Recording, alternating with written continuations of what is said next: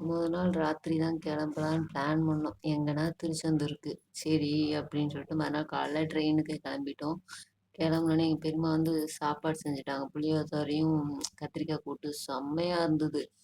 அப்புறம் அங்க கிளம்பினோனே ஃபர்ஸ்ட் எடுத்தோனே சாப்பிட்டுட்டோம். சாப்பிட்டு சாயங்காலம் 4 மணிக்கு தான் இறக்கியே விட்டாய்ங்க.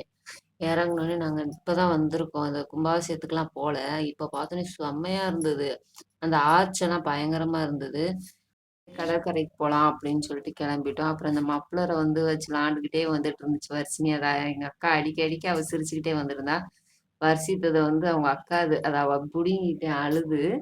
அவளும் குடுக்க மாட்டேன்ட்டா. அவன்ட்ட அவட்ட இருந்து புடுங்கிட்டேன் எப்படியாவது. அப்புறம் வந்து பார்த்தோனே வர்ஷித் ஒரே ஓட்டம் தான் கடற்கரைய பார்த்தோனே. அப்புறம் அவ பெரியப்பாவ பார்த்து அவர் பயந்து பயந்து ஓடிட்டு இருந்தான். ஏன்னா அவர் கடல்ல தூக்கி போட்டு வேண்டாம்னு சொன்னோனே ஓடிட்டியான்.